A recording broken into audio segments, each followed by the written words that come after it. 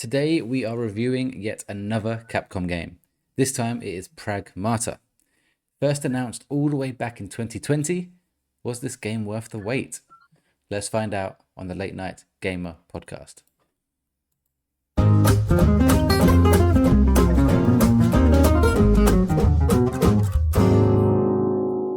Welcome back to the Late Night Gamer podcast. I'm your host, Welchy, and joining me tonight, as always, are my co-hosts, Mr. Pop Figures himself, Andy. Hello guys, happy to be back, and excited to start talking about Pragmata. And Mr. 10 out of 10 himself, Stephen. Yes, hello everybody, lovely to be back as always, and can't wait to get stuck into Pragmata. I'm really excited for this podcast. And the best Mario Kart player that I know, Jack. Thank you. Hi everyone, thank you for having me back, and looking forward to reviewing this game. I need to get a new nickname for you, Jack. But it bugs me to say it. But... Does it hurt? Does it hurt? Yeah, it does. Breaks your soul, Welch. I can see like the life echo out of your eyes as you have to say that heading. But you could say like number one Pokemon collector, because he always completes the. True, but then I'm praising him. I don't want to keep praising. We'll have to do a Mario Kart stream, and we'll make it the decider.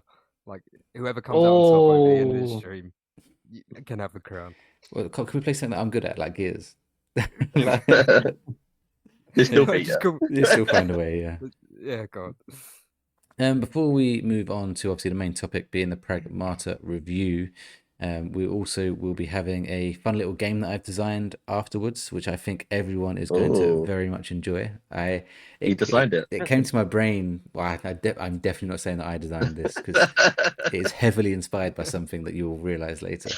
Okay. But it came to my brain and I was like, oh my God, I can do that. Like, there's nothing to stop me doing that. So I'm looking forward to doing that. And then obviously we'll talk about what we've been playing. That's going to be a little bit quicker this week because most of us have been playing Pragmata. But I don't know if you saw a little bit of small news, I don't know if it's today or this weekend, where there's suggestions that the Venom game might have been cancelled by Insomniac. Oh, no, I didn't see that. But then a very prominent news journalist said that isn't true. So there's a lot of contradicting comments out there. Okay. So basically, the Miles Morales actor has said that the reason that the game's been cancelled is because obviously Tony Todd passed away, the voice actor of Venom. So they decided to not pursue the project, blah, blah, and go down a different route. Probably just cancel it altogether and move on to Spider-Man 3. Jason Schreier, who's Bloomberg, I believe, said that's not true. But that's all he said. So we don't know if he's saying that's not true as in, no, the game hasn't been cancelled, or is it that's not true, it got cancelled for another reason. It's all very He's being very much like a journalist who has too much knowledge. He's not allowed to say what, but he's allowed to say that. It's like quite bold that the Miles Morales actor's come out and said that. I don't know if it was an interview or if he someone asked him on like a Q&A. I don't know. Also, this is new information. So because when you said Tony Todd, the guy that was in Final Destination, I didn't know he voiced Venom. Yeah. In the game. He also is one of the characters in Indiana Jones game. Indiana Jones, yeah. Wow. I mean, a guy you couldn't kill, right? Yes, yeah.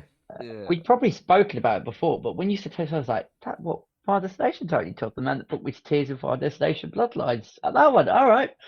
Do you don't think that they could? Well, no, it's a Venom game. They can recast him because it's Venom, but I don't know if it's out of respect that they're not going to. You never know these things. I'm pretty sure I read somewhere saying that they had enough like footage or like material anyway to be able to still use him. So I guess it depends. Yeah. Thing is, Rocksteady did that with I think Kevin Conroy voiced, that was his last game as he was alive. But I feel like they used a bit.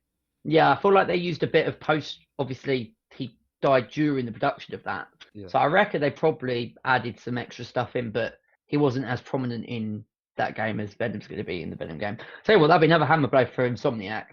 Not necessarily, because if Jason Schreier could be saying that it's been cancelled because the game was shit. Like when you think, spoilers here. I don't want to spoil things for Andy, but basically, they might take him 10 years to play. They might have been making Venom and going, you know what? Why are we doing like?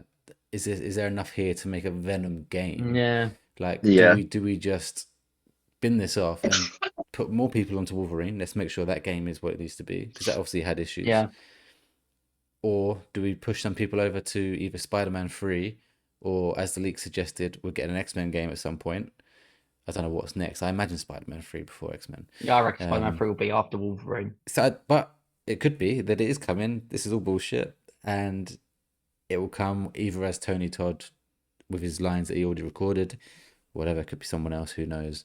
But I just thought I'd chuck it in there a little bit. I don't know if anyone picked it on the because I think someone picked it I last chose year. it last year. Last year, Yeah, it was me. Yeah.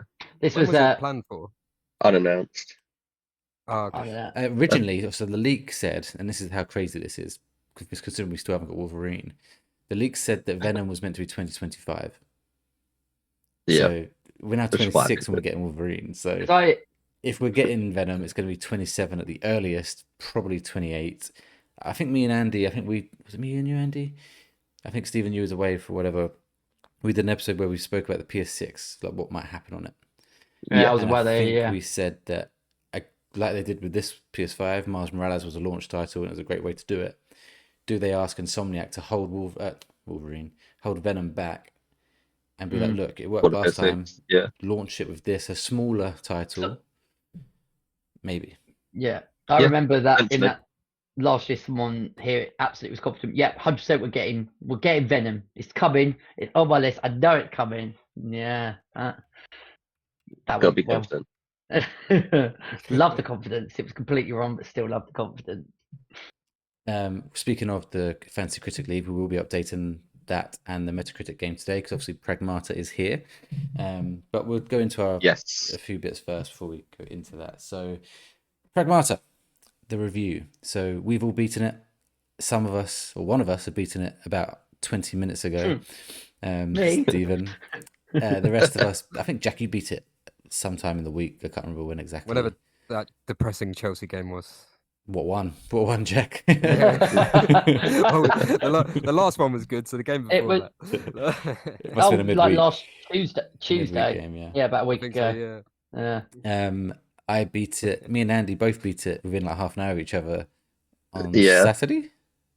Yes, Saturday. Yeah. Bearing in mind that I properly started playing it Thursday, to have it done by Monday, I think is incredibly valiant effort. I mean, I have literally spent all weekend playing it.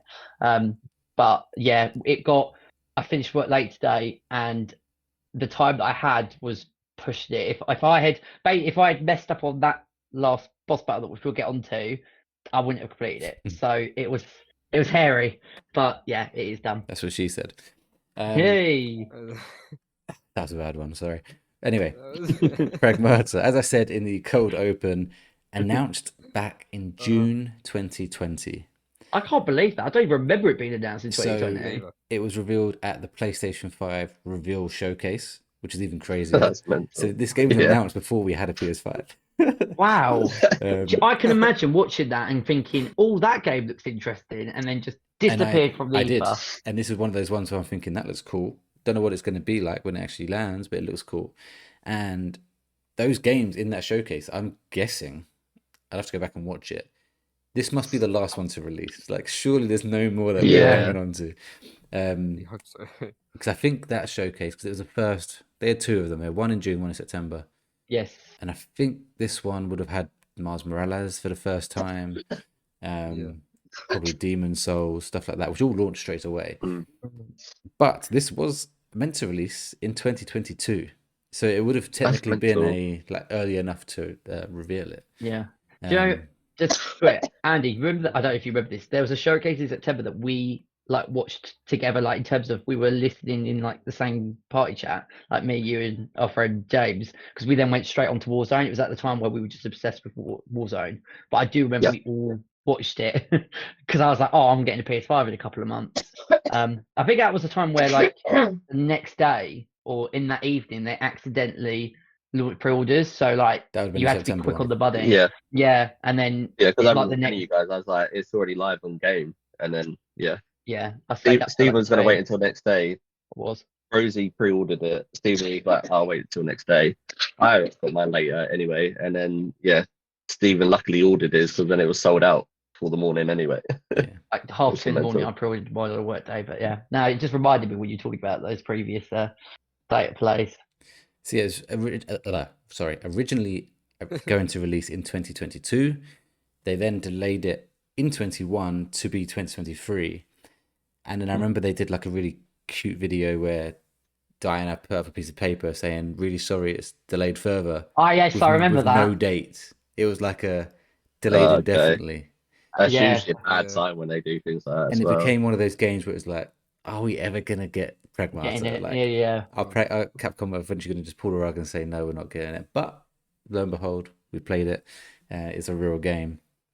A fun fact, when this was announced in 2020, it was going to be Capcom's first original franchise in 8 years. I don't think that now it is the case, because obviously it took so long to release. They've probably had a couple since.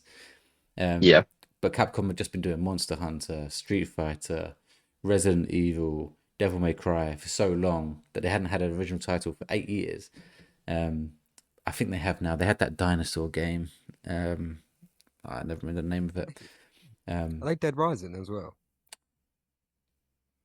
Yes, yeah, and Dead Rising, yeah. So they were just making sequels on their already known franchises. Yeah. So the game went through development hell. Was delayed indefinitely, as I said. I've got a thing here where the director, Cho Yong-hee, said that although the game's core concept didn't change during development, they had a lot of issues, mostly around the hacking system, which we'll go into in our review. Probably trying to make it fun, make it work maybe as well. Add things to it, make sure it worked really well. Which I can see. This game is clearly designed around that. This is the thing to talk about, the hacking system. And it's the thing that makes this a novel game, like its own. I can't think of a game off the top of my head that's like this in terms of that system. No, it's quite unique. Yeah, I mean, you've got little notions like Watch Dogs Legion has some kind of hacking aspect, but not very to this different sort to this. of level. Yeah, the Watch Dogs games have hacking, but not to this level. Not this is like.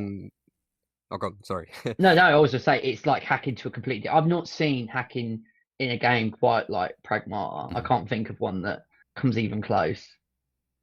Like, as soon as I saw the demo and people showing off the hacking and how smooth it went in with the gameplay, that was the thing that drew me to the game straight away. Like, I couldn't really be bothered about the story or anything. I was like, that looks fun to play. And that's really interesting, because when I was listening to a podcast about someone previewing it before the demo, and they were like, you have to hack every enemy, I was like, oh no, this does not sound like it's for me. Like, it sounds like it's gone down a whole different route. But played the demo and enjoyed it. Does it work for a full game? We'll find out. Critics obviously say it does, because Metacritic is 85, OpenCritic of 87. So 87 on the fancy critic draft. Well done to... Who got this? Did no one get We this? know. You did. Oh, yeah, Because you won it. Like, you take it. You're trying to play that so off. Of course it was. Jesus Christ. Oh, who got this? Sorry, because that was I'll explain why. That was brilliant. because in the Discord we've been talking about the Saros reviews, and Stephen was really happy. Yeah. I was looking at his thing going, he hasn't got it. I thought, oh, it's Saros. So Pragmata got me 17 points, which I'm happy with, because Jack's Tomodachi, which got him 10 points, gave me -10. Yeah, that's not going up. Yeah. So I'll take -10. Like, I'm not happy with it, but from all this so far, it's the best selection would have been Super Meat Boy 3D. That's for some reason, I don't know why I didn't go for that. I should have gone for that. But anyway, I'll take it. It could have been worse. I'm still projected to win. No. Steven's back in the lead. Shit. Oh. Here we go. Listen to this, right? Listen to this. Sorry, I know we're on a diversion here. And he's still got a game to choose as well. No, I'm fucking balling, mate. Right, the projected points, right? I am projected to come second. You listen to these numbers carefully. Second, like with 117.73. Yeah. Stephen is projected to win with 117.74. What the fuck? So I really, really need that. You got to be that careful with that game. last pick, yeah. Yeah, I need that to kind of be the one that kind of takes me to that victory. Man, if I lose because of you and Jack Tomodachi, I'll be fuming. What did Steven? You just heard a funny name and you was like, yeah, that's getting counterpicked. Steven counterpicked the best one, Coven of a Chicken Foot. You never know. That's not going to all of Jack's weird games that he keeps choosing. Like True. And currently, I am worried about Go on. Oh no, sorry. I was going to say about Yoshi, the Yoshi game that's coming out, because the previews have actually looked really good. Yeah, that's probably going to get me like a -15, I reckon. Nah. But remember, Jack, you've got the golden crown with GTA, which Andy's counterpicked. So that is true. That is coming in November. So that's definitely getting delayed. I've still not seen an official announcement. It's coming in November. It's just not. It'll be June, July will be the trailer. From what I've heard, inside sources. You've heard nothing.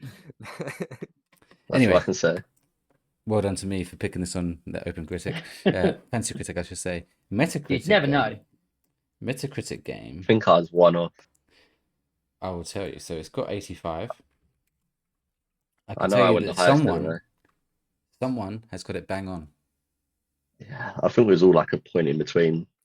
I don't think I chose 85. I said 83, so I was 2 away, which gives me 1 point. Andy said 86. Yeah, 1 away, gives him 2 points. It could still drop. It could still drop. Stephen, 80. No, you. 4. Oh no! 1 away, so you get 2 points. Jack, Jack has. We've had 2 games on this list so far. Jack has got both of them bang on. Oh, he's having a much better time. I need like one of them cracker things. Do you know, I don't always speak about it, but you know what I'm really excited for when Invincible versus drop, because someone here has gone down the naughty route. I don't know why you're excited for it. You should be worried and scared. Because it's not going to drop. If it does, I swear, if it does, I'm not actually not going to say anything. Because the way Andy's lucky is if I say I'll give you like something, if it I'm that confident it won't be. No, my luck it will. So no, I will be stunned if Invincible versus gets that. Obviously, Saros reviews are out. We're not here to talk about Saros. We haven't played Saros. And I will give it more time for more reviews to come out. But as it stands, it would be one person has it bang on. That is you, Stephen. Oh. But we'll wait and see if that changes, if that number changes.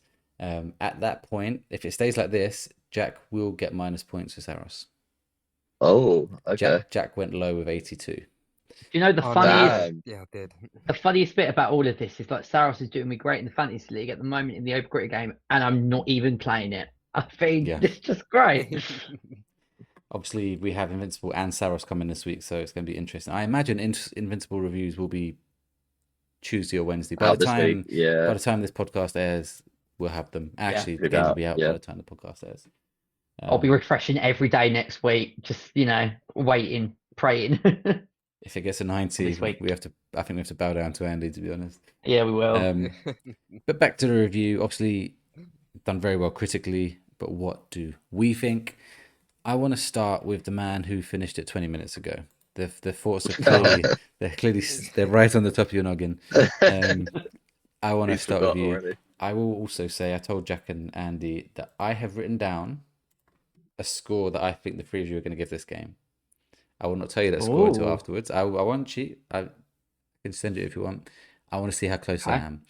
But Stephen, give us an overall thoughts and score for this game. Okay, so I have, as mentioned earlier, I've literally spent all weekend playing this game, and that was for 2 factors because of how busy things have been generally, that I only really had this weekend because I wanted to review it and for us to go into sort of spoiler territory, which we weren't going to do now. And you bought it physically, so you got it like a week late. Yeah, I did. It came early, but it was meant to be coming even later than it did. But yeah, as well, I forgot about that little factor. Having said that, what a pleasure to report that this is a fucking incredible game. Like, when I was playing Resident Evil Requiem from another Capcom game, and you'll think to yourself, right, they smashed it out the park with Resident Evil Requiem. So I did think, like, I reckon it's going to be good, but I don't think it's going to kind of get towards the level of Resident Evil Requiem. And I am actually at this moment flipping between 2 scores that I don't know which one to turn. But let's just start with the positives, because I've written so much stuff regarding Pragmata. Firstly, graphically, wow, just wow. It feels so nice to play. The DualSense feels amazing. It is PS5 Pro enhanced. Obviously, with PS5 Pro, I still think that on general PS5, it looks gorgeous graphically. I think I'm so surprised that my last 2 Capcom games that I've played have looked probably the nicest looking Capcom games that I've ever played. Resident Evil Requiem looked absolutely stunning. This is on that same level, particularly when we got into the sequences outside with the moon where you see Earth. I just was like, I was blown away by the graphics. I don't know if everyone agrees, but generally for me, that's it. The sound design was incredible. The graphic, the movement, the DualSense, all of that as a package, because there are some games that can mess one or all of those categories up, or some developers that don't utilize the DualSense, and this game does. So massive brownie points for both of those. I love when you were doing your streams, Welchy, that you basically were calling it Last of Us in Space, because that is absolutely perfect. I can't think of any better wording to say that this really is Last of Us in Space in terms of that relationship. Before actually even playing it, just seeing what the game was going to be, and obviously the demo, and it ended up being pretty true. Yeah, I mean, what I would say is that I'm not saying that it's on the same level of how much I care about Joe and Ellie, in terms of like the emotion and me feeling like Ellie is like my protector saver. I did get that with Diana more towards the end of the game, but I'll come on to why that is. That's not a negative. I'm not taking the game down for that. I don't think it's a bit like we talk about, Christopher Nolan, where you've got like the Dark Knight, and to get something that is on that same level is near on impossible. I feel like it will be very difficult for a game to capture what The Last of Us did with Joe and Ellie. This is not that far behind, though, I will say. I think the dynamic between both of them is incredible. You really feel for Diana, and you sometimes forget that this is an AI. This isn't even a human being, and I think that is the biggest compliment that I can give it. That you're basically teaching Diana all about the human interaction. I thought it was great pacing, where Hugh doesn't immediately warm to Diana straight away, but it happens quite gradually. So once we get halfway through the game, it becomes like a father-daughter dynamic. And the end of the game, man, didn't cry, but ouch, that ending got me in the feels. And I just love that whole character development and treachery. I feel like this is going to be, I'm hoping that we're on the same page, but the way that you're looking at me, I'm kind of thinking maybe not. I'm a bit worried now. I did actually have a feeling that Diana was going to turn evil, which is maybe also why I said this in the review. I had this image in my mind that the game was going to go down a very darker route. And it kind of does. We'll get on spoiler territory. But because the fact that I was so not sure, but kind of suspicious that at any moment, like Diana's going to get hacked by Edith and is going to turn against me, or is leading me into a trap, I then overlooked what actually was the trap. So that completely surprised me, because I was like, oh shit, okay. So it kind of played with that, but then not in the way that I was anticipating. I'm glad it didn't do that, because I love the whole relationship and the build of chemistry between both of the characters in the game. But I did kind of have my hunch. I was thinking at some point the horror element is going to come out in this game. So that didn't happen, but I was kind of on tenterhooks. The moon level is just jaw dropping. The fact of, I love how your movement changes when the oxygen. Hang on. The whole game's on the moon. Yeah, but when you go outside for the first time. Okay, yeah. Yeah. I just refer to it as the moon level, because in my brain I'm like, we've come out of the shuttle and we're into the open space, and when the oxygen levels drop, so your movement changes, so obviously you jump further. I love all of that. I thought all of that was really, really good. My only sort of small critique that I would give it is that I would have liked a bit more variety in the boss battles and the combat. I had a lot of fun with the combat and the hacking element, but there were large portions of the game that if they had done that more and more, because the story is quite linear, but I feel like, say if this was a set of, I did it in around about 10 hours, say this was a 20-hour game, I think the combat then becomes really repetitive. I feel like timing wise they got it spot on, but like there's no way that isn't that the point though? that they've made it the perfect length. I mean, the issues that not an issue. The thing that I wanted to see from it was maybe a bit of stealth. So there's no way that you can go down behind and stealthily take down enemies like you do in Resident Evil Requiem, where you have that ability that you can go behind a walker or a zombie and you can take it down. There is stealth in. So when I was outside and there's loads and loads of enemies, I recognized quickly that I don't actually have to fight all of these enemies. I don't know why I'm spending loads of time. I did that for the first few levels where I thought I've got to hack and kill everybody. And then I started to think, well, hang on, if I just kind of sneakily go around, and because obviously you have that massive creature in the which like after a few attempts, I was like, right, I know I'm gonna have to fight you later down the line. This is bullshit. Like, I'm not putting up with you anymore. So you can kind of move around quickly and use your dodging abilities, and that would count as stealth because you're avoiding the enemies. But I would have loved to. There was a couple of sections where you go in and they're literally got their backs towards you. I would have loved to been able to go around, or Diana's able to hack it and then to switch it off completely. Like, it's a little tiny thing. I'm not saying it impacted the game or ruined the game for me. I just would have liked that little bit of that stealth sort of mechanic in there. But I love the hacking aspect of the game. I love as you sort of go through and you start getting more upgrades and more abilities. There are some that I felt were quite overpowered, but then as we got to the late stage of the game, the variety of enemies then become really tough to the point where I'm like, all right, I'm glad I have those upgrades because I think I really would have struggled beforehand. I also I don't know, did you guys utilize the shelter a lot during the game? Yeah, I was there all the fucking time. Yeah. It's like the one place you always go back to. Yeah, so this is the funny thing, right? So for the first, I'd like to see what levels you are, Stephen, on your your gun, your health, and I'm maxed out. Yeah, I maxed out the health, so I've got 2,000 out. I'm not even maxed out. Well, like it said, level 20, unless there's more levels. You got your health up to level 20. Yeah. Did you not do your gun and your hacking?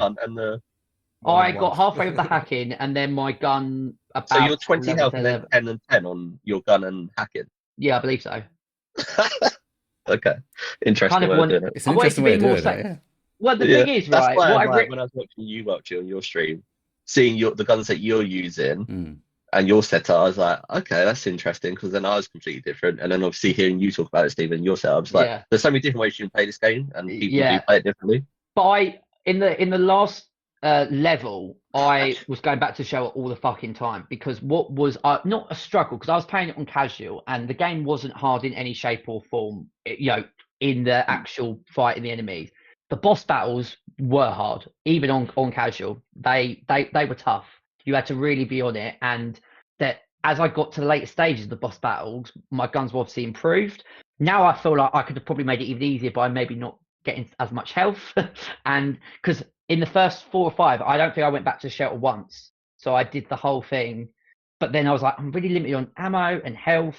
So I did die a couple of times. But now I'm thinking, if I had just gone back to the shelter, because not only does it replenish your health, but it replenishes all your ammo as well. And then you go back out. So I used the fuck out of the shelter in the last level. And I was thinking, why is it taking me to like the very end of the game to realize that actually this is, because they pop up all the time, all around. So it's not like you can literally press L1 with Diana, go back to the shelter. You can even, like with the final boss battle, I changed my loadout. So the first loadout I had wasn't working. So then I looked at different mods that I had unlocked, which then ultimately helped me to take down A at the end. But it's interesting that we all have different ways of doing it. Also, Welch, I don't know if you noticed this. There's a Resident Evil Easter egg in the game. I didn't actually see it, but I wasn't looking for it because Jack had already put it in Discord. Yeah. I did. What, the Resident Evil poster? Easter egg. Yeah, he posted it. Oh no, I wasn't talking about the poster. I found another one. At the no, yeah. Oh. There's a document at the end called The Dangerous Discovery. This is quite cool. So it's a document called Dangerous Discovery. I tried to read as many as I could as I went through, and it's talking about the black substance that melts the US. And at the end they go, hopefully though this isn't going to happen. I think I've been playing too many first-person survival horror games, and I was like, that's absolutely Capcom's nod to Resident Evil, because that happens quite loosely in both Requiem and Resident Evil 7. So I was like, that's pretty cool. The poster, yeah. We do a lot of things in the Discord. I don't remember everything that we post, but I didn't see the poster. But that's another Easter egg that I found. So I was like, I can't wait to tell everyone here. that I discovered that. That was in my playthrough this evening. And also when you find out that, like, the Doctor as well, I read up all the documents and audio files about, like, Dr. Higgins. I don't know how much you guys know about it, but it's tough what happens to him, particularly towards the end of the game, which I'm sure we'll talk about in spoiler territory. But all in all, I loved it. I thought it was an absolutely brilliant game. I have gone halfway through, like, the training mods. I'm going to do the thing that you unlock at the end, the epilogue, which I can't remember the name of that. And I want to go back and, like, I've done pretty much all of the red zones apart from 2. So I want to get those done as well. So there's stuff for me still to do on it, but I'm going to keep plowing. I'm not obviously going to go for the platinum, but I just want to get all the training ones done. There's a couple of trophies that I want to get, and then I'll be satisfied. But yeah, I loved it. I thought it was a really, really great game to play. So your final score? Do I mark it down for the lack of stealth? Because that is the only thing that I can think of that I wish I would have had it there, because it would have spiced up the combat. You could have used hack of stealth. I think I will settle for a 9.5. I think that it's a brilliant game, but if I'm comparing it to, like, Resident Evil Requiem, I can't say it's not far away. I'll be interested, Welchy, if you're, because maybe I'm being harsh, because it's a tiny little thing. I'll go 9.5. I'm trying not to always be Mr. 10 out of 10, but I think 9.5 is that's an sensational score. That means that 2 Capcom games have basically one half a mark away from 2 10 out of 10s, and they've released within, like, 2 months. So incredible work. I had you down as 9, so I was slightly off. 9? Oh, okay. At least you didn't have it down for 10 then. I was going to just for the last, but I thought I'd do an accurate one. Jack, you beat this game first. We'll go to you next. We've gone from beat this game last to beat this game first. What did you think of Pragmata? Obviously, I've got your kind of initial thoughts on the stream and stuff, but what are your overall thoughts on the game? And obviously finish off with a score out of 10. Also, Jack played on the Switch as well. Jack, that's actually a really good point, because that's so different to how the rest of us played. Yeah, I was playing on Switch too. I did the whole thing on handheld.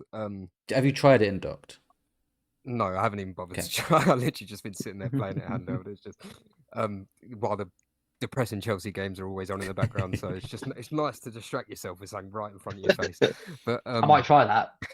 How we do. That's what she said. Might bring out the portal. But yeah, I loved it. I think I was initially drawn to the game from when I saw the hacking mechanic and the combat. They were the 2 main things that I loved about it. I think the combat outshone the story, even though I think the story was really good. But for me, yeah, the combat was the main selling point for me. I think obviously you unlock the auto hack thing, but I hardly ever used it, and I found just doing the hacks was you can get it done quite quickly, and with the weapons that you can get it done quite quickly. I said that twice. But I still haven't done auto hack. I still haven't bought it. Yeah, I didn't use auto hack either. I really enjoyed the hacking in the game, and I found it pretty easy, so I didn't use it either. Andy did send me a clip of his auto hack, and it looked fucking sick. Like the way you was putting things off, I was like, I do feel like I've missed something there, but yeah, it's just different play styles. It's more fun doing it yourself, but unless I see it and you go, oh yeah, that is it. Stephen, you definitely would have benefited from it. Why? My hacker was fine. Fuck off. Sorry, Jack, go on. No, it's fine. Love the game, love the setting. The 2 characters were amazing. I think I really liked how they could have just done Hugh as a regular person, but they actually made him an orphan. So it's quite nice to bring awareness around orphans and adopting and stuff like that. And nice the way the story moves, as well. Like right at the beginning, he's like, "Oh, I fucking hate kids," and then it becomes like his best mate. So that was a nice dynamic. At first, I thought I struggled a bit with how it doesn't really have regular save points, or how you just like can't save. So like if you die and you go back, you might have to run through a whole area again. So but then I was fine with it, because then in my head I was like, you do this all the time in Souls games, and I'm fine with it there. Combat was great. At one point, I think it was when I unlocked the decoy gun, so then I had all 4 slots unlocked. So I was like putting a decoy down, doing a riot blaster, then shooting. I was like, this kind of feels like Ratchet and Clank. Like it really made me feel like like just sometimes the chaos that's going on with all the weapons, and you're just hopping around killing enemies, and I was like, oh yeah, this feels great. Technically on the Switch, it was perfect. I think there are few frame drops. It was either targeting 60 or 50. I think it may have been 60, but sometimes it dropped to 50. So, but that was only really if there's a lot of enemies and a lot going on, or when you was transitioning from one area to another, you might get a little bit of a frame drop. But that's not the game's fault. That's more, it just needs to be slightly optimized, and it'll run perfectly. And graphics are slightly detuned, obviously, compared to the PlayStation version. But after watching your streams and watching videos, I don't think I've really. It's not like a massive difference. No, yeah, it's not like you look at it like, wow, that's so far off. Yeah, so are you getting 1080p on the Switch? Handheld, you must be. I think so. Yeah, handheld will be. I think, but like they do a weird thing, don't they? Where it's actually at like well below 1080 and then gets upscaled. They upscale it, yeah. So you do get little things like little blurs and that, but it generally wasn't that bad. It's probably it's the only port other than NBA that I've played on the Switch 2, but I was really happy with it. I had no complaints. I get that because the Portal does the same, because obviously the Portal only goes up to 1080p. So if you're playing it handheld, I might test out Pragmata on the Portal just to see the difference. I think it's mainly a frame rate issue more than anything, but it sounds like the Switch is the same. It never gets to that point where it starts to detract from you actually playing it. Obviously, compared to when you play it on console, it's a completely different kettle of fish, but that's to be expected. I love the hub area. I thought that was really well done. And all the collectibles are actually really well done for like the Read Earth memories. They were great. We'll go into a little bit when we get into spoilers. I thought maybe the story was a little bit tropey, but not to the point where I was annoyed by it. I just like little things, but yeah, again, the story was great, gameplay was great. I loved it. Probably it maybe between an 8 and an 8.5, so like 8.25. If I can have that. I'll go 8.5. I'm happy with 8.5. Yes, that's exactly what I said. I'm in an 8. I'm in an 8. No, you can't change it now. You know, talking about the collectibles, the first time you hear like the ta-da, I was like, thank you, Stephen. Fucking thank you. Oh my God. Hear that? You hear that? No, Stephen. No. Hear me out. These two other people in this podcast almost beat the whole actually, I think Andy might have. No, I did beat the whole game. And Jack almost did. Beat the whole fucking game without even knowing they were there. What? It wasn't until his first stream. You know when you go into the sanctuary place, right? Did you not explore what all of the ones are? And it literally says collect these and you get coins. And you still didn't know what that was. I knew what they were. Just didn't see them. We just didn't see any. So like I remember hearing the noise all the way throughout the game, thinking, "What the fuck is that?" Not bother looking, knowing that if I looked into it, I would have found something. God, so the first time that I heard that, Welchy, I was like, "What the hell is that? That sounds really annoying." And obviously, once you then realise what it was, every time I heard that, I'm looking up, left, right. I mean, they were quite obscure places. I didn't get all of them. They were well hidden. I got a decent, probably like half in my first playthrough. I don't know how you can check how many you've got. But in one of the areas, I got all three, throughout three. Yeah. So, but I didn't get that in all of them. But like as soon as I was like, I was making it my mission. It's just Resident Evil, isn't it? It's the raccoons. Yeah, that's exactly what I thought it was. That makes me laugh out. I mean, that's crazy because did it not annoy you when you kept hearing the sound? Like it got the better of me. I was like, I'm finding this.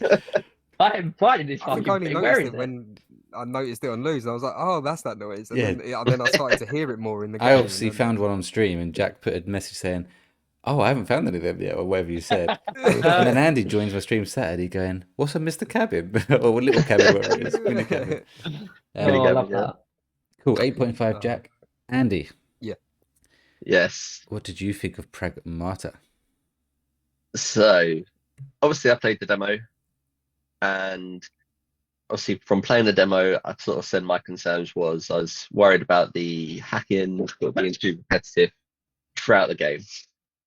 However, loaded this game up, played a couple of hours, and then just wanted to keep playing it because this game is fucking amazing. The hacking is so addictive, and I felt the more I was playing it, the more I was learning what you can and can't do. And I feel like the more you know about this game and how to play it in a particular way, you're going to have a lot more fun with it. So like, for example, like first level, I'd be almost hacking sort of every time I was aiming at an enemy. I was almost hacking them every time, thinking, okay, that's what I need to do. That's the most benefit I'm going to do. But as I sort of got used to the game, the hacking, all the mods, the guns, the different abilities, there's so much fun you can have with this. Obviously, by the clip I showed you with the auto hack, how quickly you can do the hack on one thing and then switch to the other weapons and sort of do multiple sort of damage to sort of multiple enemies in sort of one go. Sort of learning, like when I was hacking every enemy at the start, I was like thinking, okay, there must be better ways to do this, and then realized that once you hack them once, and if you do it to the full potential off the hacking board or whatever, you can then just switch to your weapons, have fun for a little while. You don't have to keep hacking them like every time. So that took away. How long did it take you to realize that? No, it was pretty early on, but like I felt like I had to keep hacking them to do like the most damage, but quickly realized that it essentially just opens them up, doesn't it? Yeah, opens up their weak points for you to shoot them. So sort of once I realized that, that's what I like. My concern was that when I was going to be doing the hacking, that it's going to be too repetitive and I'd have to keep doing that all the time. So as I sort of went through the first level and learned that, okay, you don't have to do the hacking so much, you can do it once and then have a bit of fun with the weapons, the different weapons that you've got. I was like, this is a lot of fun, this is great. Sort of, there's a point that you said, Stephen, that I was thinking, I completely disagree on that, but I can't remember for my own reasons, obviously. Like the bosses I thought were well balanced. I didn't find them too difficult at all. Obviously, I said to Welchy when I was watching the stream, the worm one, I've done that first time without taking any damage, and I know you said you've done it second time without taking any damage, but first time I fucked it up right at the end. I'm trying to think. I don't think I'd done the first boss first time. I think I sent you a picture of that one as well. I was like, on that one as well. one hit away from dying on the first boss. But yeah, managed to do that one first time. I think I died on the second boss once, but then maybe I didn't. I didn't die much throughout this game at all. So when Jack mentioned like the running back to spawn points, I didn't really have that issue because I didn't really die much. So obviously I was using the shelter every time, and then there wasn't any times where I died where I'd be reset quite far back and then have to run all the way through back to the point I was at. Although I have started obviously playing this game in Lunatic, and obviously I'm finding there was a part that I just got to before the podcast, and I did die, because obviously you take a lot more damage and you've got to do a lot more dodging in Lunatic. So I did die, and then I got reset, and I was like, oh yeah, that's annoying. But so I didn't experience that in my sort of first playthrough, because obviously for those listening, Lunatic is the hardest difficulty, which only unlocks after you beat the game. Unlocks after you meet. Just to clarify, I didn't have any problems with the boss battles. I just found them more of a challenge. That was the point I was talking about. There was a different point that you said that I was disagreeing with. So the bosses obviously down to perspective and your also, I think I wouldn't have died so much if I had gone back to the shelter. I realised that probably would have made life a lot easier, because not only was I then having to survive on less health, but obviously losing out on guns, ammo, where if you go back to shelter, all of that gets replenished. So if I were to do it again, I would utilise the shelter way more, and it probably would help me in the bosses as well. So I was basically making life more difficult for myself. It was only as I agree with you, as I started to realise that I didn't have to hack every single one, which probably in the second, third one, I was then starting to get to grips with that. It then made the boss battles and the general enemy. I don't think I died outside of the boss battles. Like everything else in the game, I got through. It was just the boss battles that then got me. It's funny because there's certain parts in the game where fighting the smaller enemies, but in compact spaces, were the parts I found more difficult. I found that more difficult with multiple. It's weird. I feel opposite. I never ever had a problem in those close quarter situations. It was only at the boss battle sort of area. Obviously we don't know the difference because obviously you played it on the easy mode, Stephen. In terms of playing on standard, I don't know how much you might have had less enemies in those small spaces. Maybe, you might have had additional enemies, and obviously they take more damage. The hacking might be longer to do and stuff. Smaller, so things like that, obviously. So I when read you into like, it, there's not. Sorry, just to interrupt. There's not a major. I've heard like the difficulty level isn't massive from both. There's like I think it just makes have less of their bars where you get in standard and maybe the hacking, but it's not a major like where you've got like your easy on Resident Evil, you've got like the easiest mode and normal. There's a massive difference. And there, people are saying there's not much in it really with those two, but obviously I didn't play it on standard, so I'm only going by what I've read in reviews and stuff. Yeah, so it would just be the normal things that change. Obviously, more enemies, more longer hacking, more health, more damage from the enemies, that sort of thing. But I was going to say the optimizing the shelter, like that is key to this game. Every time I unlocked the shelter thing, I went back, I've done all my upgrades, done some of the training. If I felt that I needed to get another couple of upgrade components to then get another sort of upgrades to before I went into the next level. Obviously, making sure this game rewards exploring, and so obviously I said to you, Welchy, you've probably done more exploring than me when we completed the games, but I pretty actually did do a decent amount of exploring in terms of sort of using the scan thing to make sure I'm finding the cartridge to get extra health. I never unlocked that ability. Another very good. Another good. I got that at the end. I got that in the last, and it is a game changer because it does make it a lot easier. I didn't want to waste my coins on it. I felt like I wanted to save my coins for the good shit. It was like 300 coins or something. Also, because I said, a game is good when Andy's even exploring, because this is the guy that just literally runs from one bit to another. So that's when the game's got you. But even he's over there exploring. Yeah. I don't like games where exploring doesn't add anything to the game, where I feel like exploring on this game added so much to the way that you played the game, and making sure you had the right skills, abilities, the hacking mods. Like a lot of the hacking mods were things that you found scattered around the map, so that gave you a wider range of whether you wanted to have sort of attacking mods or health mods, the support mods, whatever you wanted. I sort of had a balance of like one of each, I think, by the end of it. So it's the way that it rewards you for sort of doing all of that, and even the small interactions in terms of getting what Jack said, I think they call them REMs, REMs. I completed a set of that, and I was like, oh, that looks so cool. And Diana's got a place to play and stuff, and she's interacting with it all, and I was like, oh, that looks sick. So even the collectible parts that didn't add anything to the actual abilities and hacking and shooting, with that, the interaction between Hugh and Diana and her sort of feeling at home in the shelter was another cool element to the game. So I found that really cool. And I think it was something about the enemies that you mentioned, Stephen, in terms of maybe the enemies would be too repetitive if it was another 10 hours longer, something along those lines that you said. And I know we sort of said that it was the perfect length, so that wasn't an issue. But I felt like every time you got to a new area, they were chucking new enemies out at you as well. So it never felt dull or boring. Like it got to the part where I can't remember what they're called, but the ones that are invisible, and I was like, oh fucking hell! Like they've just chucked something new out as well. I wasn't expecting that at all, and it's like we've just had a bunch of cool enemies, and then they chucked something new out on the next level, and it's like, yeah, that's cool. And I felt like they kept doing that through each sector that you got to. They introduced sort of something new to it. So I really enjoyed all of those sort of layers to it. And then in the end, they did the whole, not every game, but loads of games do it, the whole corrupted enemy as well. Yeah.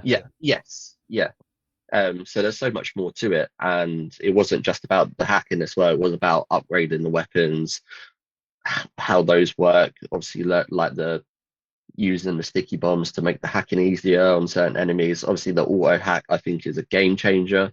It allows you to, especially when you've got multiple enemies, to quickly be able to do a couple of hacks on a couple of enemies and completely get those out of the way. And then it just makes it a lot more calmer in certain situations where if you don't have that auto hack, it's pretty a lot of panic and stress. Whereas with the auto hack, I literally press R3, it does the hack for me, they're out the way, dead, I'm on to the next enemy, Does the auto hack go through everything? Like, will it? You know, like there's like nodes, special nodes that you pick. Does it go through all of them every time? I think so.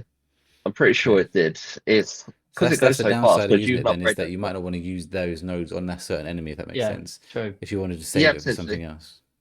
Yeah, but obviously you choose when you want to use auto hack. So you don't. Yeah, you don't. I might potentially save it for. So like I don't know what they're called, but just the standard walker bots. Yeah. They're for me they're easy to kill, so they're easy to hack. So I wouldn't when I done the hack on them, I wouldn't even use any of the. Yeah. So I wouldn't use my auto hack on one of them because I know I'm going to waste my mods or whatever they're called nodes on those. I don't want to waste them on those. I want to save that for one of the bigger enemies. So it's sort of tactical thinking in terms of using it as well. The only one that's really working with them is if there was like 3 of them and you had the multi hack because you could get them all in one go. Take them out. Yeah. Or again, it might be that if I had one of the smaller ones there, I'm going to call it a walker. I think if I had one of them, right. They are called walkers. Yeah. So if I had a walker there, and then I had 2 big guys behind it, my auto hack on that first guy, and if I had the multiple hack thing on, then all of a sudden it affects the 2 big people as well. Yeah. And I've just done it quickly on the first one. Boom, done so much damage output on like within a second. So it's the fun that you can have with all those different things. I could have went down a completely different route and played it completely differently, which is why this game I feel is got so much replayability to it. I'm not someone that completes a game and wants to jump straight back on it. Obviously it took me 7.5 hours, 7 hours 24 minutes to complete the game, and then I've done an additional 2 hours on the unknown signals. I think I've done about 4 of the sims on that, and then another 1.5 hours starting Lunatic. So I think that just shows you how much I've enjoyed playing this game. The story, like, I don't think it was anything like crazy original. Like it was a fun story. I feel like it's probably has been done in similar ways in different games.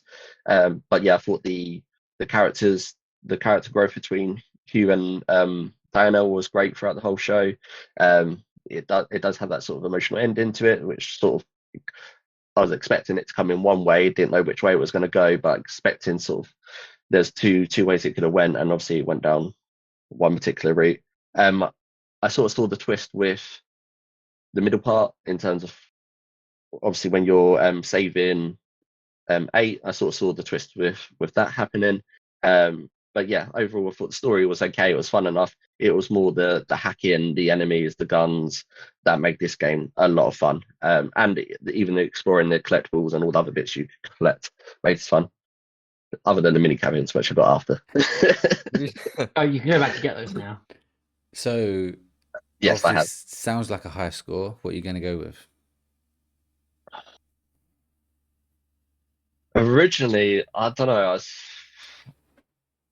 Oh man. Sounds like a 10. Just throwing it out there. That sounds like a 10 out of 10. It does sound like a 10. I'm gonna give it a 10. It's a 10 out of 10 for me. Yeah.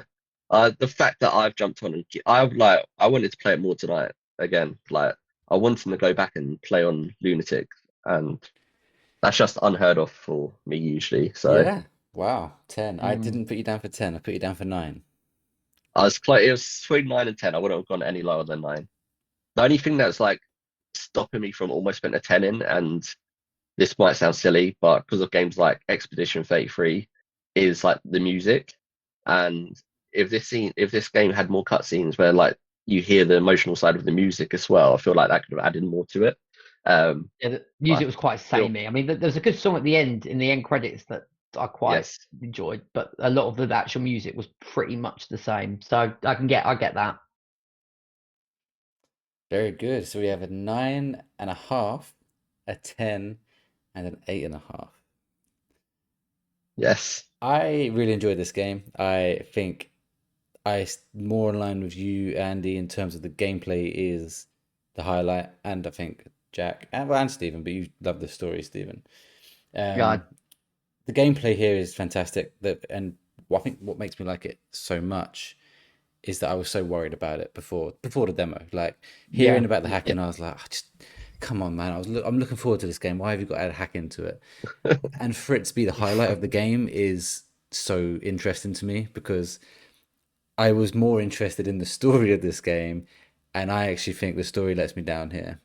I am someone who didn't think the story was all that. It's not horrendous by any means. I'd say it's decent. I saw the twist coming from the moment I straight away saw the trailer with this girl. Yeah. It was just, I saw it from a mile away.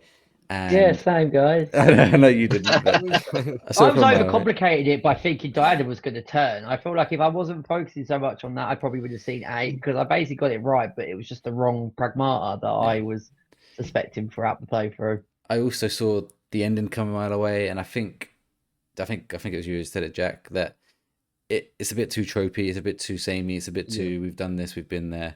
Yes, we called it The Last of Us, but there are levels to this game. It is nowhere. If I know you said it is, Stephen, but for me, not. I would say, let me be clear. I'm not saying it's on the same level, but I got invested in Hugh and Diana's relationship, and that's where I didn't. So okay, interesting. Yeah, I didn't personally.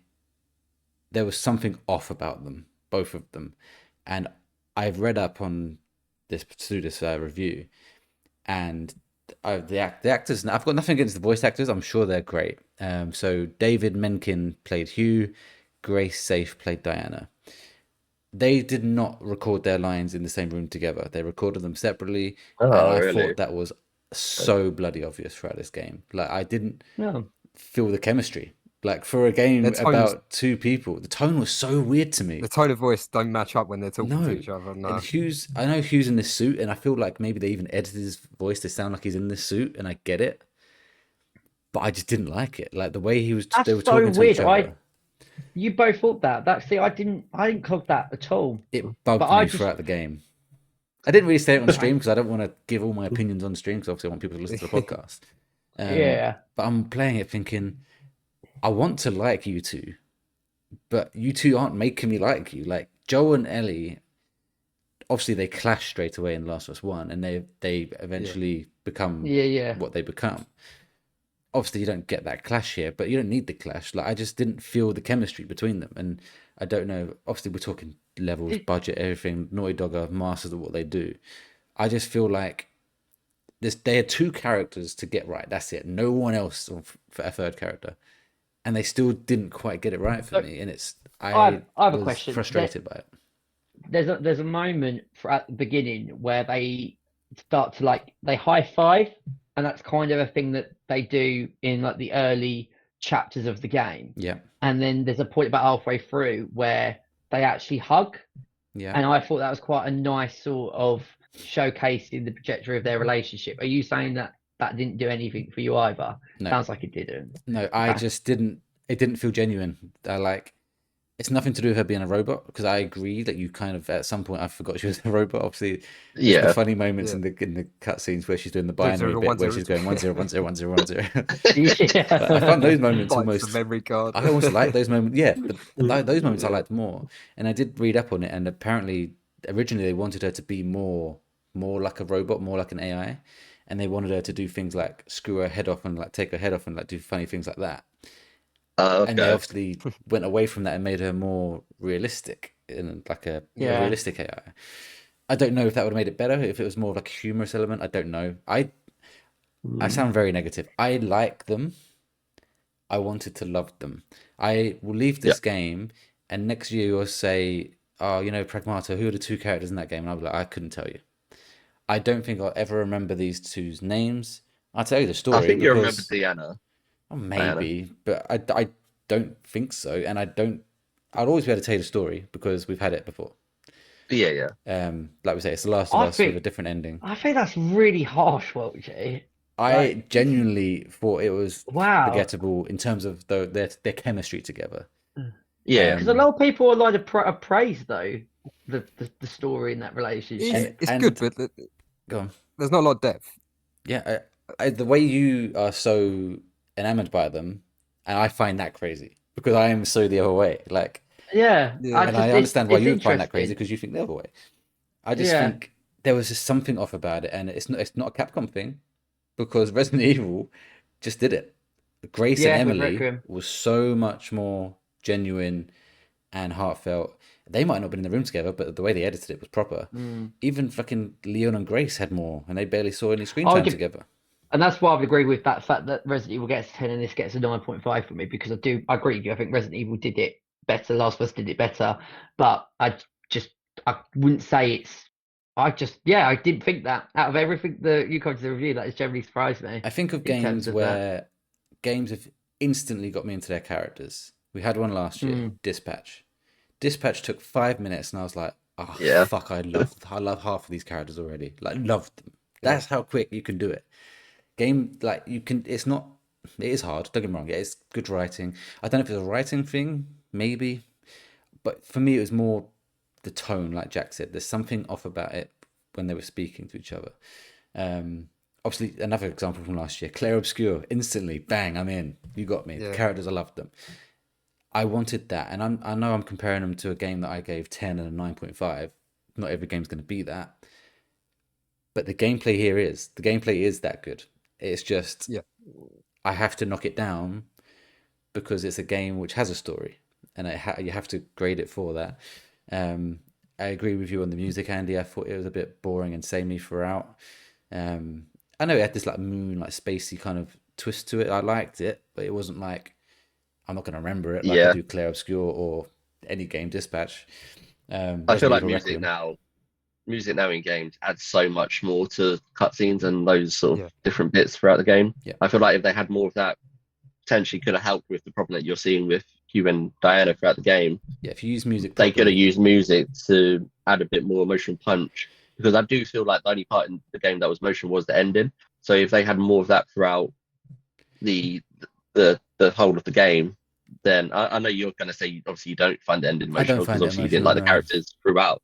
But if they made the rest of the game similar to the end scene if they added more music and just more depth to it, then it could have had more of an emotional punch for you. And if I believe the characters liked each other, like if I felt something there, like if this was Joel and Ellie and they were separated, spoilers, at the end like that, it's a gut punch, you know what I mean? Like okay, spoilers for Last of Us Part 2. It was a gut punch. And even other games, Spider-Man games would do it better. We're talking best of the best. I can't compare it all to those, but anyway, I want to get away from the negatives. The gameplay, phenomenal. I cannot believe they pulled off a hacking mechanic so well. I really want them to make Pragmata 2 with different characters. Or if they want to expand it, great, on Earth maybe. Oh, that's a spoiler as well. We're an hour and 2 minutes into the podcast. If you're still here, you're here. But yeah, I what I will say about the gameplay is I thought some of the nodes I didn't find them very useful. I sometimes would find myself avoiding them rather than using them because I thought I'm going to save them, but then I didn't even use them in the boss battles because I thought it's not actually helping me that much. My favourite one was Heat and Confuse. Yeah, Heat was good. When Confuse, where you had a large amount to confuse, was really handy. And then Heat was a game changer. And also when Diana gets her abilities upgraded, and then you're able to basically, when you've got the infected with all of that, and literally like L1, and then you press R2, and it's like one hit. And I don't know if it happened for you guys. I literally got the R2 symbol come up, and if you hold it long enough, it does it more powerful enough. Yeah, the smaller enemies would do that. The walkers. Yes. Yeah. So I think they could have maybe improved some of those nodes, maybe given us some better options. There was this, and also another down point here. Sorry, I'm very negative. Some of the things they did not explain them well at all. So I think there's one called Chain or something. I was reading it, and I was like, no idea what you're trying to tell me. Like, I have no idea. And obviously I could have like tried it out and then gone back and gone if I didn't like it. But like, explain it better. And then the little videos, I was like, that is not showing me anything. Like I'm getting nothing from this. So I think they could have improved in that sense as well. The guns as well. I loved the Charge Piercer, I think it's called. Yeah.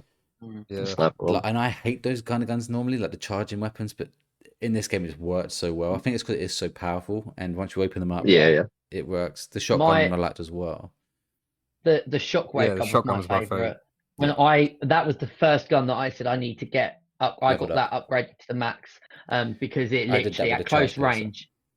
Funny enough, charge was my second one, so it was those two that I had upgraded to the I know you probably go higher, but mine came up to like level 7. I don't know if that's any higher levels. Each gun had a couple of different ones. Not all of them had the same level. Yeah. So I think the shockwave and the charge went up to level 7 because both of those said max on the weapons artillery bit. But there were so many, which I recognise now, that if I had gone down the route of upgrading more guns, maybe I would have. I didn't say I didn't enjoy the boss battle fights, but maybe because I hadn't prioritized that because of not going to shelter. Maybe I don't know. It might have been slightly different. Maybe because my guns weren't as strong, so there were times where I got killed, and it's that little bit like, oh, really? I've got to go back to the shelter and redo it again. But that's just kind of each their own how we go about playing it. I do actually think the boss fights are probably the highlights for me. I like the normal enemies, and I like the difficult bits with like we said when there's multiple. But the sheer scale of some of those enemies I love that kind of shit in any game, and I think they did it really well. Even the New York level one was really good. How big that one was. So good. Yeah, so you good. shit yourself when you're like, oh, I got to fight that. Yeah. Oh, all right. It's like 5 times my size. I think they were so well done. They did a really good job with like how big and just daunting some of them boss battles looked. But then as you start getting into it, you realize like, oh, okay, no, you can beat these. It's There's just a method to it. It's a good way to actually get players to be scared of a boss by just making it fucking the size of it. I actually thought the weakest, other than the very first one from the demo, which is just like what I'd call a standard boss. I thought the last one was probably the least impressive. Which I guess. Last. Well, no. As in the last one, we're actually playing it properly. Against 8. What one did you guys find the most challenging? Was it 8's one at the end? But interestingly, the one was the one that Andy didn't get hit by, the earthworm. Even though I didn't get hit the second time, the first time I played it, I just for some reason just wasn't clicking in my head. I was like, "What am I doing wrong?" Like, he started firing his fingers on the ground. I was like, "What the fuck's going on here now?" I think it took me. I died twice before then realizing, because it wasn't as obvious in terms of what you had to sort of do. So I had that same thing of thinking, this is not working. I keep getting hit too many times. Yeah, I thought it was quite obvious. I found the worm one obviously the easiest, and then the final boss was the second easiest. Because I said to you, Welchy, I was like, oh, that's like the worm. I wasn't joking when I said that in your stream. For me, I didn't die. Like I almost didn't get touched by her. So I found that one pretty easy to do as well. Or even the bit where like all of the bombs, she goes up into the air, and literally, I know the second time I didn't get hit at all, but the first time I just got wiped. You know when she goes up at that point, I was a pro at like dodging and I knew all the mechanics by that point. It was quite easy. First time, I think I didn't expect that coming, so I got that halfway through. My you see massive red circles on the floor there. But I kept moving, but I felt I had no sort of gap. And then but that also depends on what you've upgraded. But I can imagine going on your game, Stephen, looking at your abilities and having your like thrusters down at level 1 or something, because you got your HP up to 20 and your 2 of your guns up to max and stuff. I obviously focused on upgrading a lot of my dodging and stuff to be able to get out of situations a lot quicker. Oh yeah, I didn't touch the dodging in terms of upgrading. You had like 1 or 2 thrusts. Like you need 2 thrusts. Yeah. The first I did it. Yeah, the second time I then managed to not get hit, but at that point I was using sort of the shield ability, and then I recognised that go for a head. I never use a shield. Oh, that really, because I used the drone. The drones. I use the drones the best. Yeah.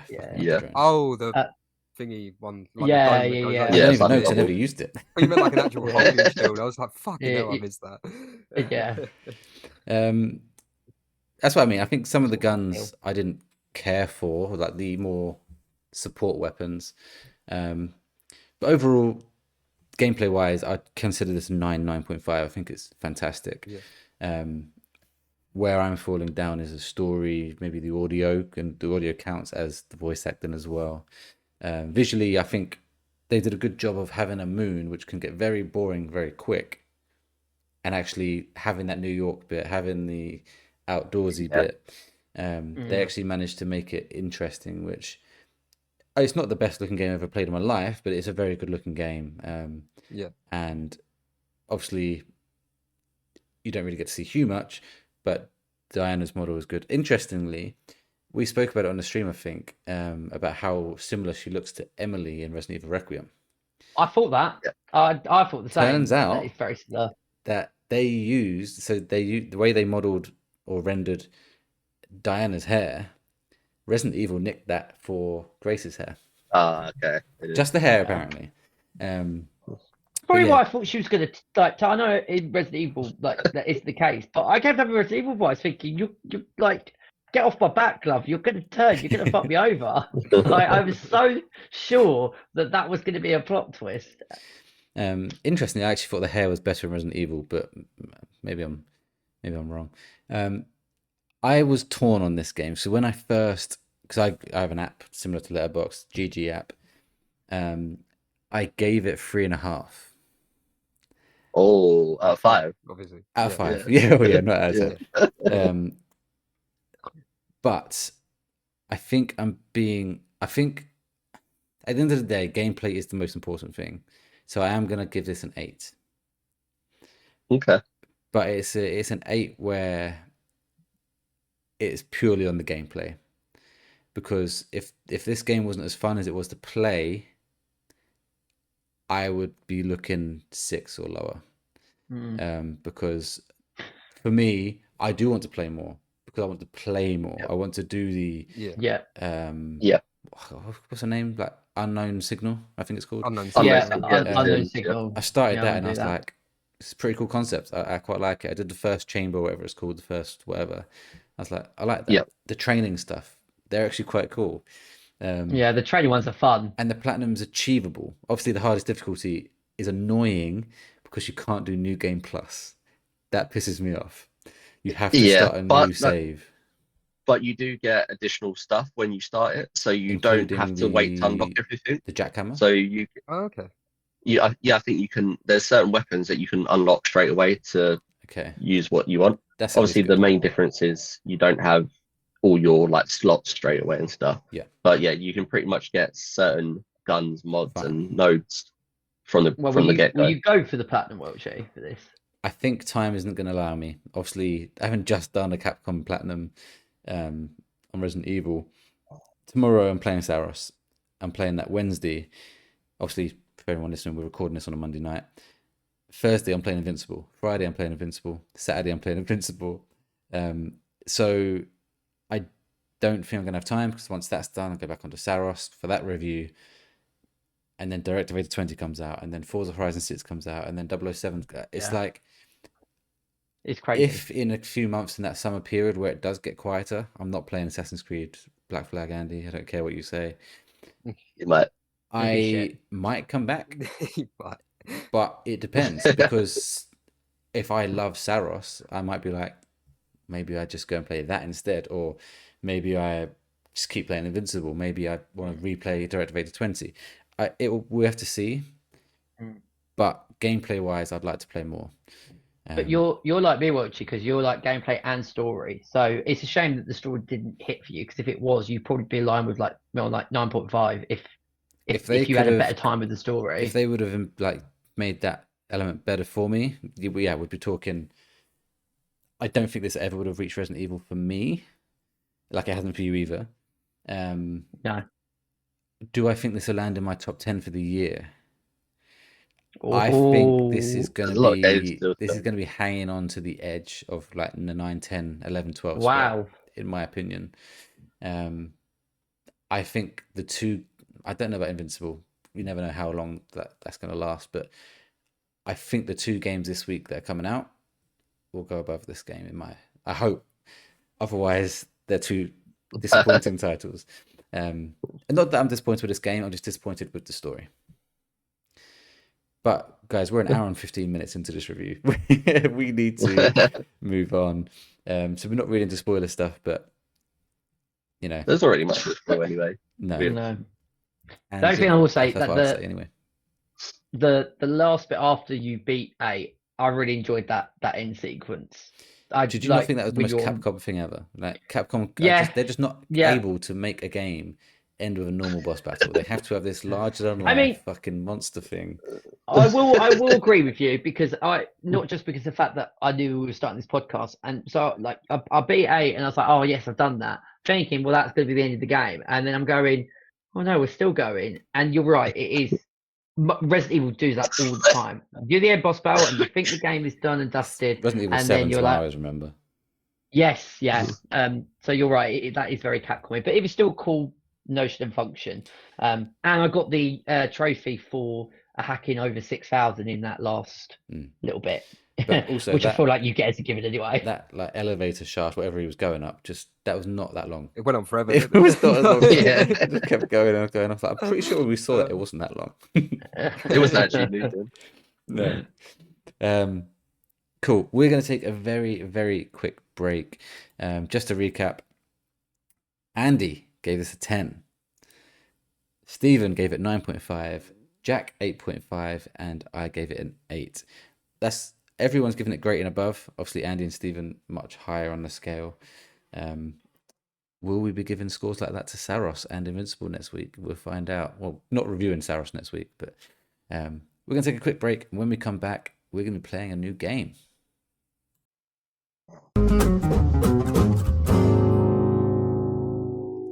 Welcome back to the Late Night Gamer podcast. We have just reviewed Pragmata. I was going to say Resident Evil. We just reviewed Pragmata, and now we are here to play a little game that I have created / stolen from something else. You'll understand very soon. As you can see on the podcast, we are now over here. I've shared my screen with the guys. They can see the same that you can see. Are you guys ready for this? I don't think I know I haven't told you anything. Do any of you got any ideas what this could be? No, not really. No. Well, we are new playing territory you're going into, Welchy. We are playing catch games. Play on catchphrase. Catchphrase for games. Yeah. So nice. This should be fun. Now, what I have done is I have an image behind this.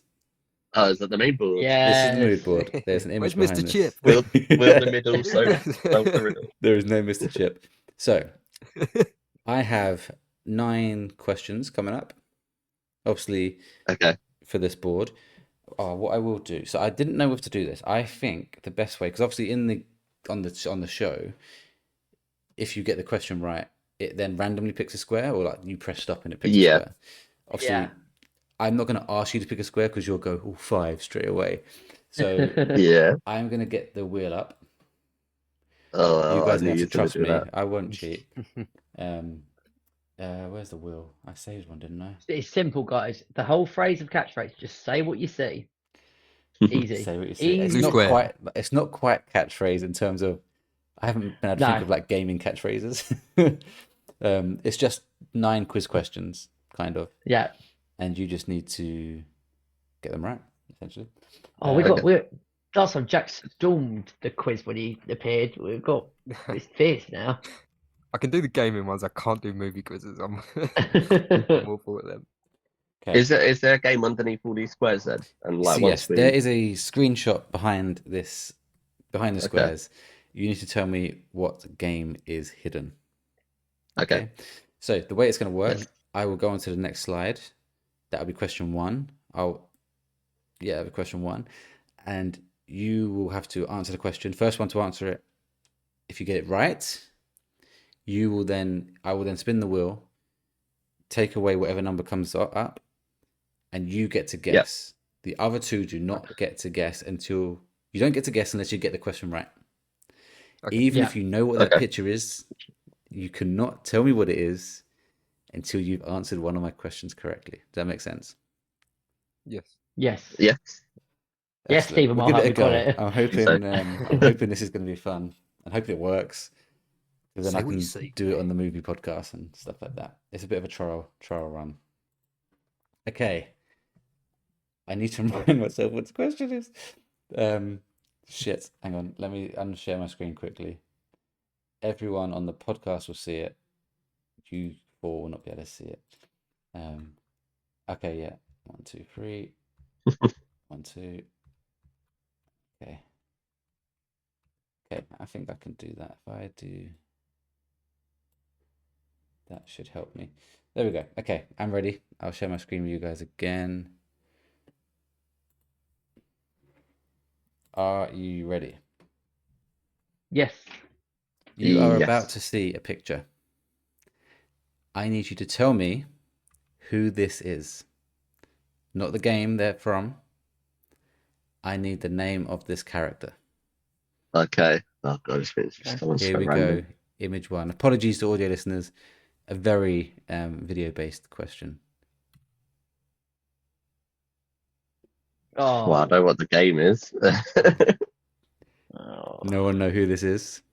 Go on, Jack. Is it Hoffman? That is correct. It is Hoffman. Oh, okay. Well done, Jack. I couldn't remember. I'm spinning the wheel. Audio listeners can hear it. I don't think you guys can hear it. Oh, thank God. It was almost number 5. It is number 6. So I'll go back to the screen and we will remove number 6. Jack, say what you see. What game is this? Bloody hell. Please don't get it first time. Horizon Zero Dawn? Well, I think you ran out of time anyway for... That's a good point. I maybe should put a timer on. Horizon Zero Dawn is incorrect. Oh, okay. Thank God. I want this game to last a little while. Okay. Question 2. Who is this? Oh. Jack. Wesker. Wesker is correct. Well done. Oh, Andy, we're in trouble here. Resident Evil. You guys play the games. I don't even play them. 7, 4, I played Resident Evil. You played Gears of War, Andy. Everyone knows. Everyone knows. Yeah, I played Gears of War, but... Okay, I will spin the wheel. I knew it. You just beat me to it, Jack.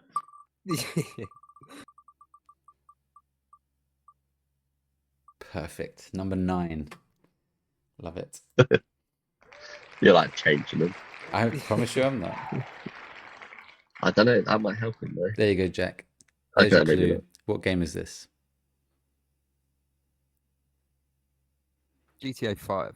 GTA 5 Yeah. is incorrect. Oh. Okay. Someone on a boat. Question 3. Who is this? Oh, Andy. Shit. Andy, you went first. I can't remember. Countdown. Link. Link No, is I know incorrect. I know that's not right. Stephen. Rivet. Rivet is correct. Oh, yeah, Well damn done. it. Yes. Okay. Finally. I will spin the wheel. Andy, I think you went a bit too early. He was like, Yeah, I did. I knew who it was. I was like, I wanted to get in there first. But That was like classic like buzz where you're just spamming it to try. Yeah. Okay, Stephen, you got square number 2. Okay. Oh yeah, I know what that is. Do you? No. Oh. I'm gonna go with. No saying anything if you get it, guys. You have to wait till only Stephen can obviously hear. I'm gonna have to ask you to hurry. Yeah, Uncharted 1? Uncharted 1 is incorrect. Yeah, I didn't think it We was. will move on to the next one. We need number 5. This next question, I need you to tell me what game this is from. Okay. So now I need the game. Yes. Number 4. Oh, I know this. Jack. This is famous. Oh. Half-Life 2. I'll allow it. It's the Half-Life franchise, yeah. Okay. Wheel is spinning.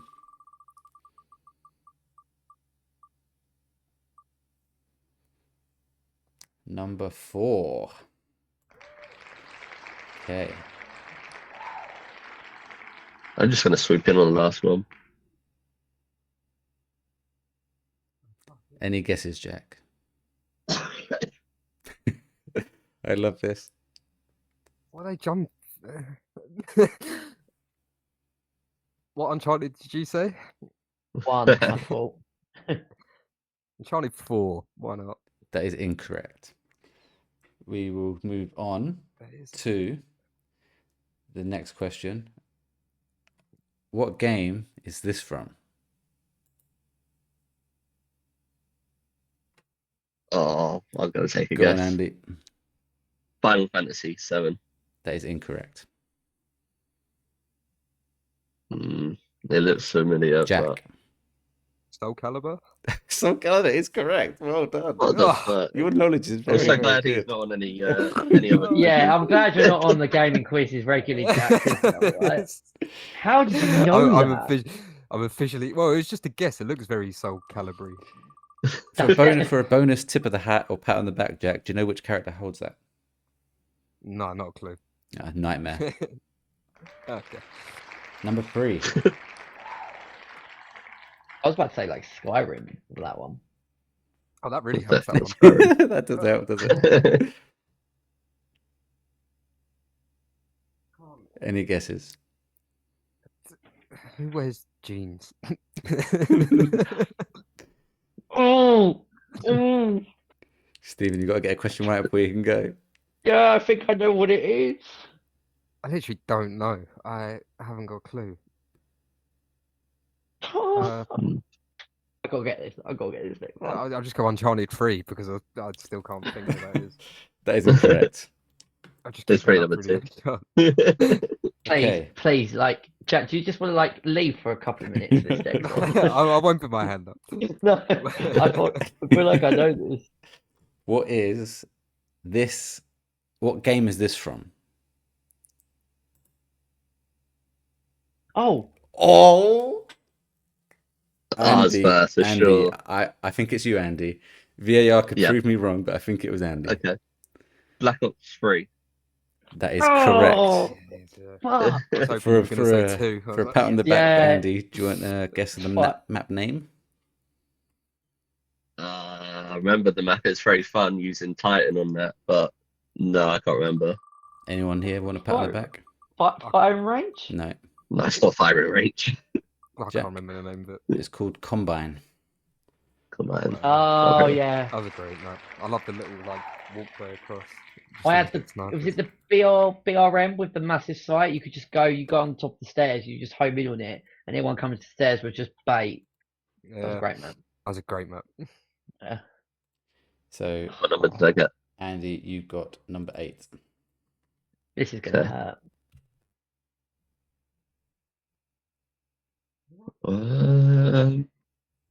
Yeah. I'm not entirely sure. Far Cry 3. Far Cry 3, Andy, is incorrect. Yeah, I knew you was going to do that. You wasn't fooling me with that. Okay. This is good. I wanted to get... didn't want it to happen like too quickly. This is good. Okay. Oh, fuck, I think I know what it is. What game... I'll just have to keep getting the questions right now. What game is this from? Andy. Oh, no way. That was definitely Andy. No fucking way. No. That was Andy. On my screen, it was me. On my screen, it was me as well. I'll go to VAR. VAR is going to be a big one on this one. There's going to be a lot of issues in Discord. Andy, what did you say? Sorry, there was too much emotion. I did say Minecraft. Okay. You said RuneScape? Yeah. I confirm he also said RuneScape. Wheel is spinning. It's funny because they both think they know what the game is. I'm like, I don't know. Still. I feel like this next one's gonna do it. Hey, you got 7. No, it's not gonna help. It does look familiar.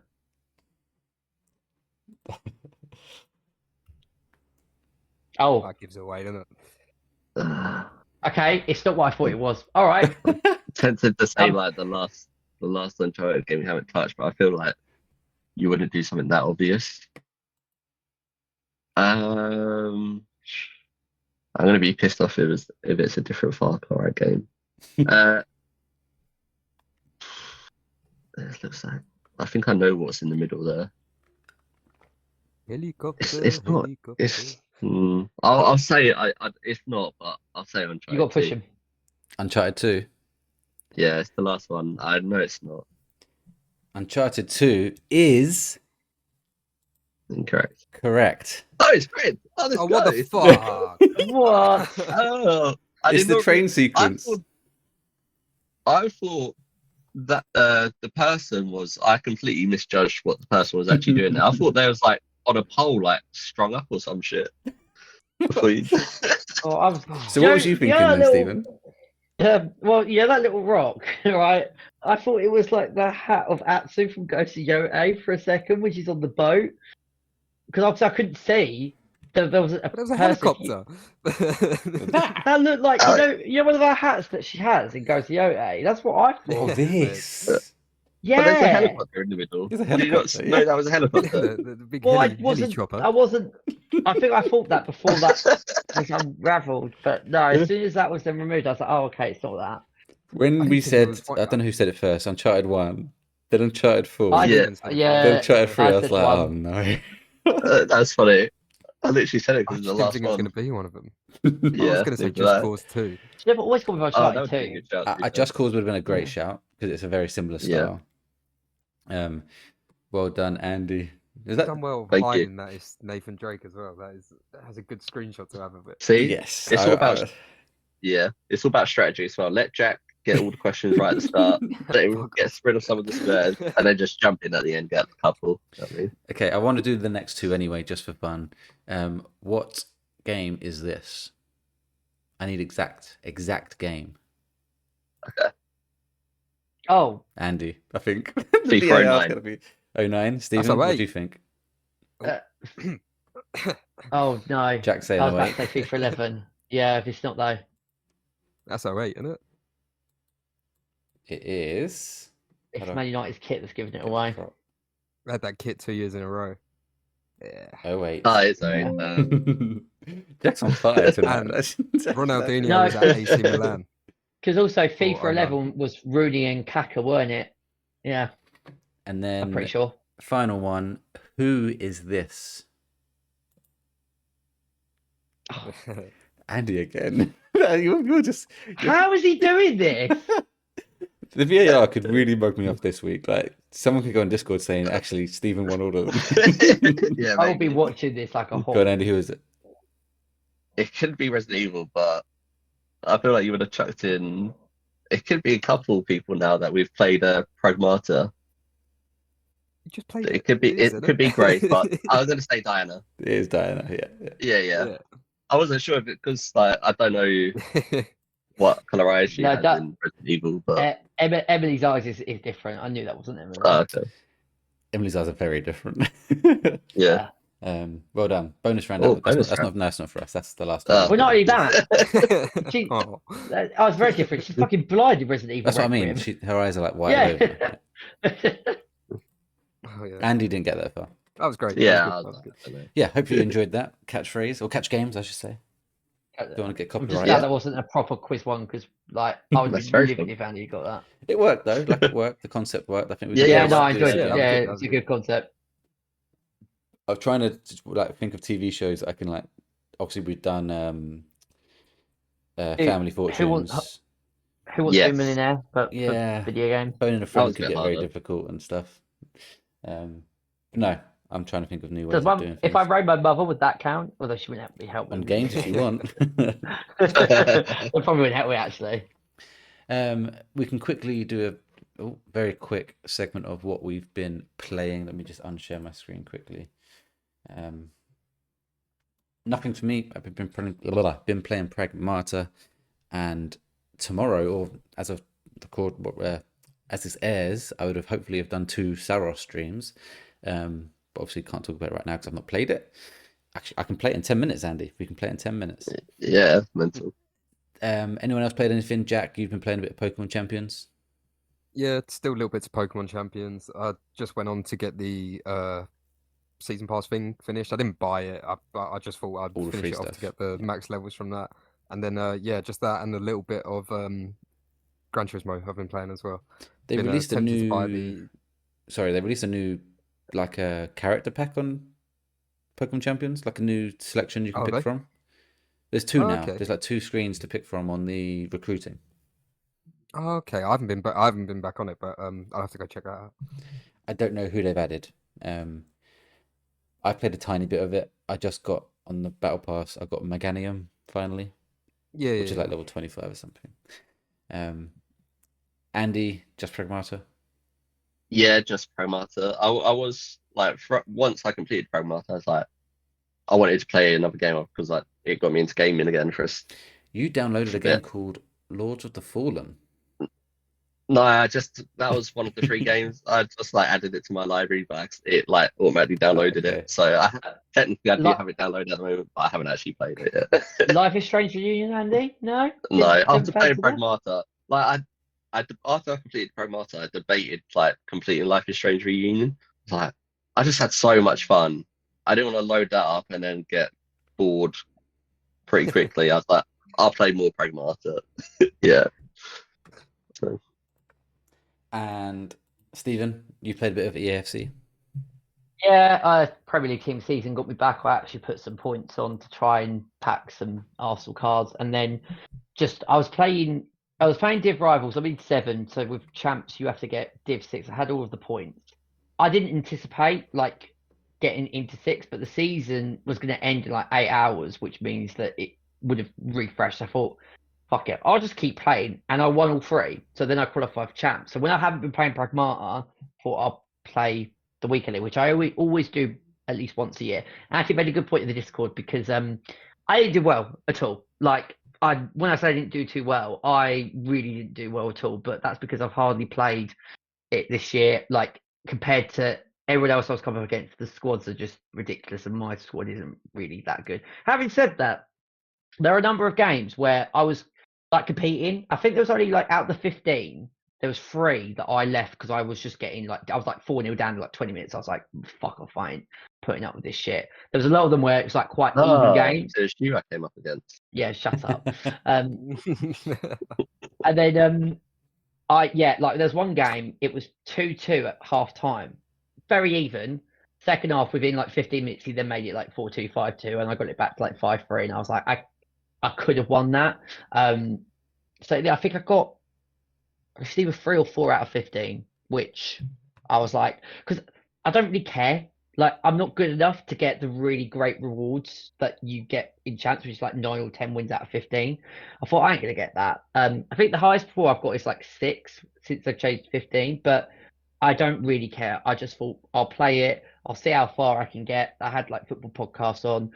I got absolutely nothing for my rewards. And yeah, so it was one of those where I didn't anticipate playing it, but I did. And yeah, still not particularly great, but did well in my career mode. So that's the most important thing. I would say I kind of, in a weird way, missed the old school days of champs where it used to be like 40 games, and maybe just because back then I was so much more into caring.